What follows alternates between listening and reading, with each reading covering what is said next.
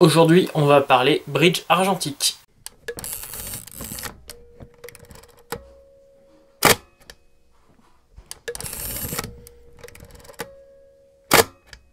Bonjour à tous et bienvenue sur ce nouvel épisode de Photantique.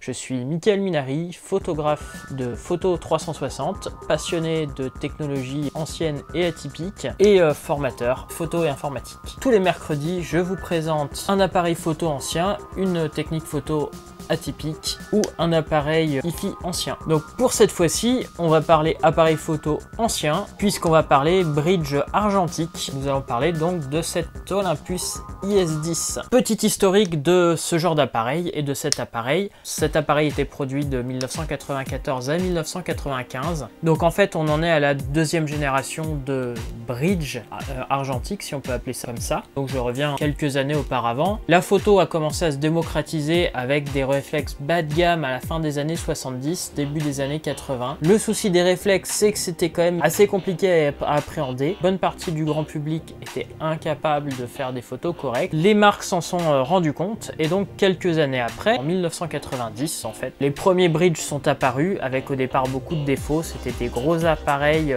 pas très bons techniquement avec donc une visée réflexe. Mais par contre dans des boîtiers tout auto. Alors celui-là, l'Olympus IS10, a été produit, comme je le disais, de 1994 à 1995.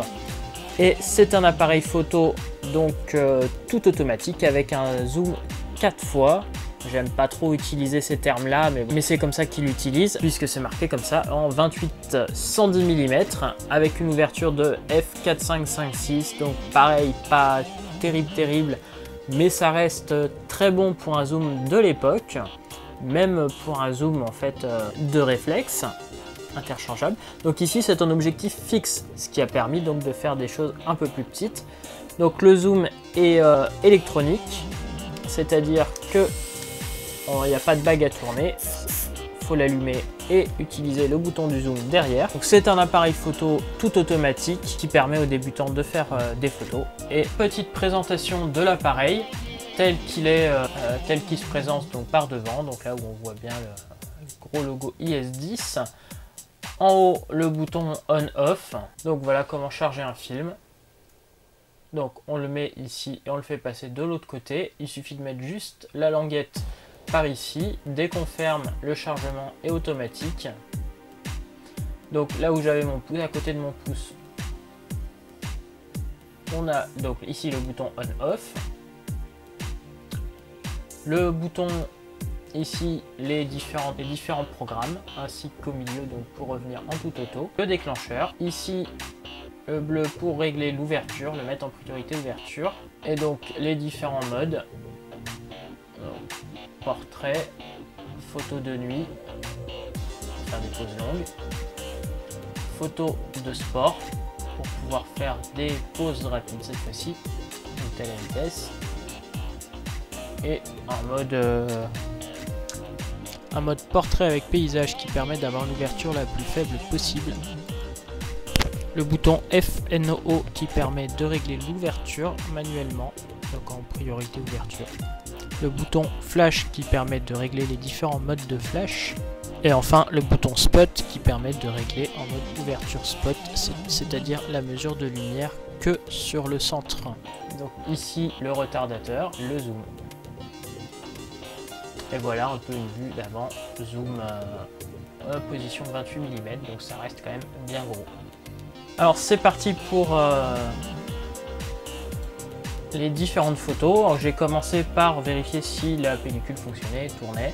J'ai pris une photo à l'intérieur de l'ampli de mon coloc, donc pas très grand intérêt, mais voir comment le flash se débrouille. Donc je suis parti en vélo dans un petit village à côté de chez moi qui s'appelle Romagne. Donc en partant sur la piste cyclable, les champs qui viennent d'être labourés. On avance toujours sur la piste cyclable qui est une ancienne ligne de chemin de fer et nous voilà arrivés à Romagne. Donc c'est une ville de vin avec pas mal de vignobles en fait, comme beaucoup de villes de l'entre-deux-mer. Une épicerie malheureusement fermée, une petite vue du village, une autre vue de l'autre côté.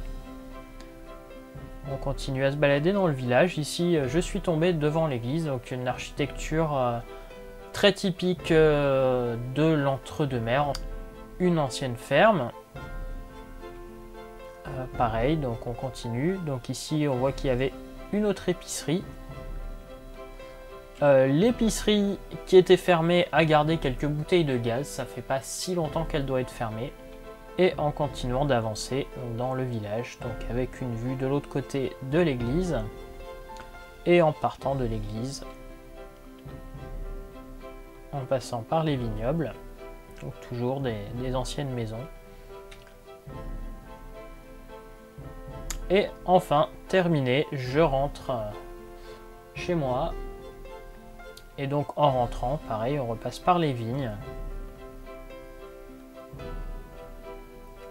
Par la piste cyclable. Et pour finir, j'ai essayé un coucher de soleil donc sur l'église de mon village. Ce qui n'est pas une très grande réussite. Le lendemain, toujours sur la piste cyclable, j'ai essayé de prendre une photo en macro, voir ce dont l'appareil photo était capable. Et enfin, donc deux autres images prises de la piste cyclable. Donc voilà pour un petit bilan, une petite vidéo rapide sur cet appareil photo là. Alors c'est un appareil photo qui est capable de faire des photos très correctes, l'optique est bonne. Est-ce que je le conseille? Pas vraiment, parce qu'en fait c'est amusant, c'était amusant à l'époque.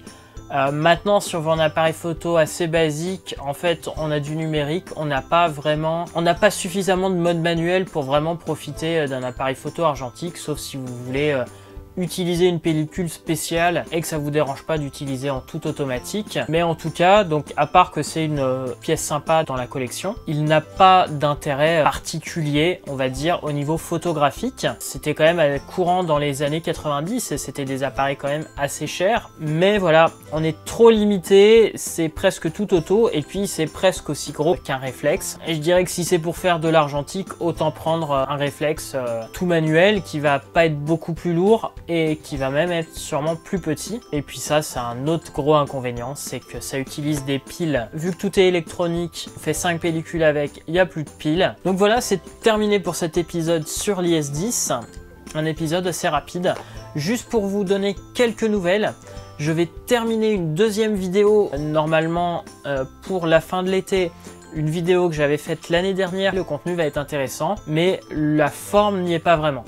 Donc ce qui permettra de terminer en fait ce cycle avec toutes les vidéos en cours. Et dès la rentrée, je vais vraiment vous proposer quelque chose de nouveau sur cette chaîne. Et sur ce, je vous dis, pour ceux qui sont en vacances, bonnes vacances. Faites des photos, soyez atypiques et authentiques. Et je vous dis à mercredi prochain.